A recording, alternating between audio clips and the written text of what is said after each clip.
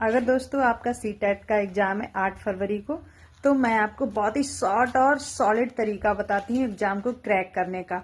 आप एग्जाम कैसे क्रैक कर सकते हैं। आपको सबसे पहले आपको ये डिसाइड होगा कि आपका पेपर कौन सा है। अगर आप पेपर फर्स्ट के लिए दे रहे हैं फिर भी सेम प्रोसेस है, और पेपर सेकंड के लिए दे रहे हैं फिर भी सेम प्रोसेस है। तो फ्रेंड्स, आपको क्या करना है, सबसे पहले आपका जो पोर्शन आपका बहुत ही स्ट्रांग है, जैसे कि सीडीपी आपने बहुत अच्छे से पढ़ रखा है, तो सबसे पहले आपको सीडीपी के क्वेश्चन सॉल्व करने हैं, ठीक है।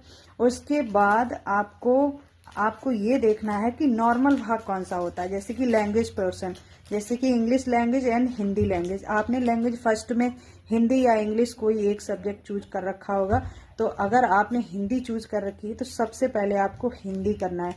और हिंदी में भी आपको बेसिक क्वेश्चन करने हैं, जैसे कि ग्रामेटिकल और लैंग्वेज से रिलेटेड। उसके बाद आपको गद्यांश एंड पद्यांश वाले क्वेश्चन करने हैं, यानी कि पोइम एंड जो आपका गद्यांश आता है उससे रिलेटेड जो भी क्वेश्चन आते हैं वो करने हैं।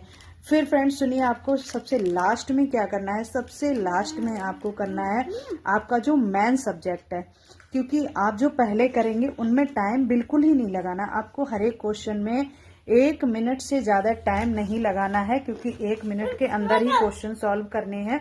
1 मिनट से ज़्यादा टाइम किसी भी क्वेश्चन में नहीं लगाना है, क्योंकि आपके पास लिमिटेड टाइम है और क्वेश्चन आपके पास 150 है और आपके पास समय है 2.5 घंटे। फिर भी फ्रेंड्स इस एग्जाम में 2.5 घंटे मिले हैं, वरना 2.5 घंटे बहुत कम मिलते हैं हमें एग्जाम के टाइम पे। तो इसलिए आपको 1 मिनट से ज़्यादा किसी क्वेश्चन में नहीं देना है।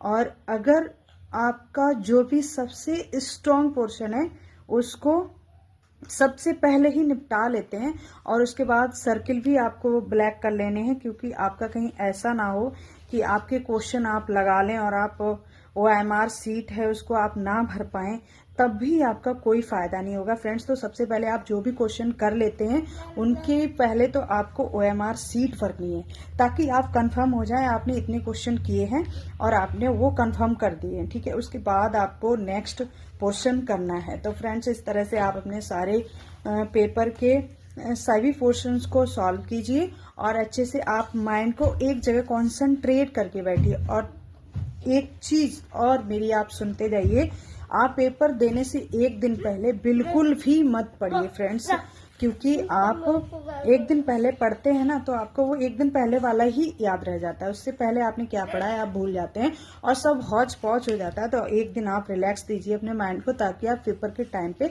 अच्छे से परफॉर्म कर सकें, ठीक है फ्रेंड्स। मिलते हैं नेक्स्ट शॉर्ट वीडियो में। बाय बाय, राधे राधे, जय श्री राधे।